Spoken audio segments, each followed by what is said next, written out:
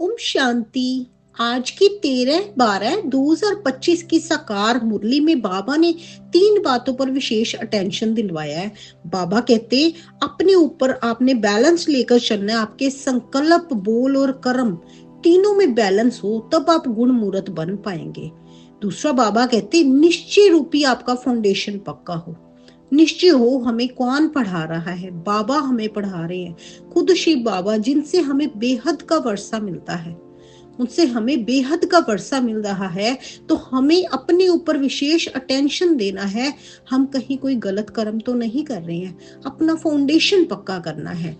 और बाबा कहते अभी आप रिटर्न जर्नी पर हो। अभी बच्चे आप रिटर्न जर्नी पर हो। रिटर्न जर्नी माना अभी आप त्रेता तक पहुंचे हो। त्रेता तक पहुंचे तो आप अभी सतों तक पहुंचे हो।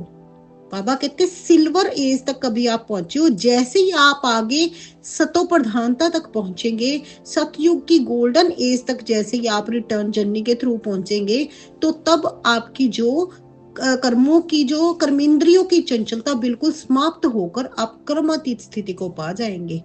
इसीलिए अपने ऊपर विशेष अटेंशन देकर चलना है और एक बाबा को याद करना है। आत्म अभिमानी होकर याद करेंगे तभी याद टिक पाएगी। बाबा मुरली का सार है। बाबा कहते मीठे बच्चे, तुम्हारी ये ईश्वरीय मिशन है। तुम सबको ईश्वर का बनाकर उन्हें बेहद का वर्षा दिलाते हो। तुम्हारी ये ईश्वरीय मिशन है। तुम सबको ईश्वर का बनाकर उन्हें बेहद का वर्षा दिलाते हो। प्रश्न है आज की मुरली से, कर्मेंद्रियों की चंचलता समाप्त कब होगी? उत्तर दिया बाबा ने, जब तुम्हारी स्थिति सिल्वर एज तक पहुंचेगी, अर्थात जब आत्मा त्रेता की सतो स्टेज तक पहुंच जाएगी तो कर्मेंद्रियों की चंचलता बंद हो जाएगी। अभी तुम्हारी रिटर्न जर्नी है, इसलिए कर्मेंद्रियों को वश में रखना है। कोई भी छिपाकर ऐसा कर्म नहीं करना जो आत्मा पतित बन जाए। बाबा ने क्या बताया है कि कोई भी छिपाकर ऐसा कर्म नहीं करना कि जो आत्मा पतित बन जाए। अपने ऊपर विशेष अटेंशन देना है।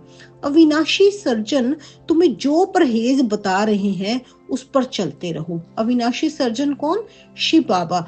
जो हमें परहेज बता रहे हैं उस पर चलते रहो। जैसे बाबा कहते हैं ना, अगर हम कोई दवाई ले रहे हैं तो दवाई के साथ साथ हमें परहेज बहुत जरूरी होता है। ऐसे ही बाबा की श्रीमत हमारी वो दवाई है। वो श्रीमत जो बाबा दे रहे हैं उस पर चलना है, लेकिन परहेज भी पूरी रखनी है। परहेज नहीं करेंगे तो हमें कोई भी उसका फर्क नहीं आएगा। हम जिस स्टेज को पाना चाहते वो नहीं पा सकेंगे। इसलिए बाबा कहते हैं अविनाशी सर्जन तुम्हें परहेज बता रहे हैं, उस पर चलते रहो। गीत है आज की मुरली से, मुखड़ा देख ले प्राणी जरा दर्पण में। धारणा के लिए मुख्य सार है, बाबा कहते एक बाप से ही सुनना है, एक की ही अविचारी याद में रहना है। इस शरीर की संभाल रखनी है लेकिन ममत्व नहीं रखना है। बाबा कहते इस शरीर की भी आपने संभाल रखनी है। इस शरीर की संभाल नहीं रखेंगे तो कैसे हम बाबा को याद कर पाएंगे? अगर शरीर ही बीमार होगा फिर भी हम बाबा को याद नहीं कर पाएंगे ना, तो फिर भी हमारा सारा काम बीच में रह जाएगा। जो काम हम करने आए हैं, पतित से पावन बनने आए हैं, बाबा का परिचय लिया है, तो फिर तो हम कर ही नहीं पाएंगे ना अगर शरीर की संभाल नहीं रखी तो। इसलिए बाबा कहते शरीर की संभाल तो रखनी है लेकिन ममत्व नहीं रखना है। अपने शरीर में ही सारा दिन अपना टाइम वेस्ट करे, ऐसा भी नहीं करना है। बाप ने जो परहेज बताई है उसका पूरा पालन करना है।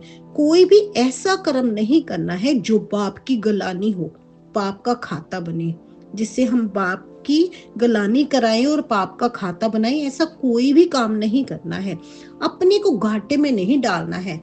बाबा कहते आप तो मुनाफा लेने आए हो ना, आप तो बेहद की बादशाही लेने आए हो, तो अपने को घाटे में नहीं डाल लेना है। क्योंकि बाबा कहते हैं ना कि अगर आपने ज्ञान लिया, सब कुछ पता होने के बाद भी अगर आपने कोई गलत काम किया तो उसका 100 गुना दंड मिलेगा। इसलिए बड़ा ध्यान रखना है, अपने ऊपर विशेष ध्यान रखना है कि हम कौन सा कार्य कर रहे हैं और कैसे कर रहे हैं। वरदान दिया आज की मुरली में बाबा ने, 3 सेवाओं के बैलेंस द्वारा सर्व गुणों की अनुभूति करने वाले गुण मूर्त भव। 3 सेवाओं के बैलेंस द्वारा सर्व गुणों की अनुभूति करने वाले गुण मूर्त भव। जो बच्चे संकल्प, बोल और हर कर्म द्वारा, तीनों सेवाएं कौन सी? जो बच्चे संकल्प, बोल और हर कर्म द्वारा सेवा पर तत्पर रहते हैं, वही सफलता मूर्त बनते हैं। तीनों में मार्क्स समान है, सारे दिन में तीनों सेवाओं का बैलेंस हो तो पास विद ऑनर व गुणमूर्त बन जाते हैं। उनके द्वारा सर्व दिव्य गुणों का श्रृंगार स्पष्ट दिखाई देता है। तो फिर उनके द्वारा सर्व दिव्य गुणों का श्रृंगार जो होता है वो स्पष्ट दिखाई देते हैं। दिव्य गुण कौन कौन से? तीनों ही। अगर हमारे संकल्प, बोल और हर कर्म हमारे श्रेष्ठ होंगे तो हमारे पास दिव्य गुण भी तो होंगे ना, तभी आएंगे अगर उनमें हमारा संकल्प, हमारा जो बैलेंस है वो पूरा होगा। एक दूसरे को बाप के गुणों व स्वयं की धारणा के गुणों का सहयोग देना ही गुणमूर्त बनना है, क्योंकि गुणदान सबसे बड़ा दान है। क्योंकि गुणदान सबसे बड़ा दान है। स्लोगन है आज के मुरली से, निश्चय रूपी फाउंडेशन पक्का है तो श्रेष्ठ जीवन का अनुभव स्वतः होता है। निश्चय रूपी फाउंडेशन पक्का है तो श्रेष्ठ जीवन का अनुभव स्वतः होता है। अव्यक्त इशारे हैं, अब संपन्न व कर्मातीत बनने की धुन लगाओ। पिछले कर्मों के हिसाब किताब के फल स्वरूप तन का रोग, मन के संस्कार अन्य आत्माओं के संस्कारों से टक्कर भी खाते हों, लेकिन कर्मातीत कर्म भोग के वश ना होकर मालिक बन हिसाब किताब चुकतू करावे। जो अपना हिसाब किताब है वो आप कर्मातीत बनकर चुकतू कराओ। कर्म योगी बन कर्म भोग चुकतू करना है। कर्म योगी बनना है आपने, तो कर्म भोग चुकतू करना है। ये है कर्मातीत स्थिति की निशानी। तब आप कर्मातीत स्थिति के नजदीक पहुंचेंगे जब आप कर्म योगी बन कर्म भोग को चुकतू कराएंगे। प्रैक्टिस करो, अभी अभी आप कर्म योगी हो, अभी अभी आपने कर्मातीत स्टेज पा ली है। अभी आप कर्म योगी हो, अभी कर्मातीत स्टेज तक पहुंच गए हो। तो कर्मातीत स्टेज बाबा ने कैसे बताया कि आप जब तक आप अपने ऊपर कंट्रोल नहीं करेंगे, कर्मों की जो चंचलता है, कर्मेंद्रियों की जो चंचलता है वो कैसे समाप्त होगी। कर्मेंद्रियों की चंचलता को रोकने के लिए आपको रिटर्न जर्नी पर, जैसे बाबा ने बताया कि सिल्वर एज तक आपने पहुंचना है। सिल्वर एज तक माना त्रेता तक, वहां तक हम पहुंचेंगे तो कर्मेंद्रियों की चंचलता अपने आप बंद हो जाएगी। तो उसके बाद हम पहुंचेंगे सतो प्रधानता तक। सतो प्रधानता माना सतयुग, गोल्डन एज, वहां पहुंच गए तो हम कर्मातीत स्थिति को पा ही लेंगे। तो सबसे पहले हमें श्रीमत पर चलना है। श्रीमत कौन सी? बाबा की मत, जो बाबा हमें दे रहे हैं। रोज मुरलियों में हमें बाबा श्रीमत देते हैं कि हम बच्चे अपने ऊपर विशेष अटेंशन दो, कभी किसी को आपने गलत शब्द नहीं बोलने हैं, बड़े प्यार से चलना है। ये शरीर में रहते ममत्व नहीं रखना है। बाबा कहते हैं ना, फर्ज अदाई भी करनी है, सारे काम करते लेकिन कर्म योगी बन कार्य करने हैं। कर्म योगी होंगे तो कर्मातीत स्थिति को आप पा ही लेंगे।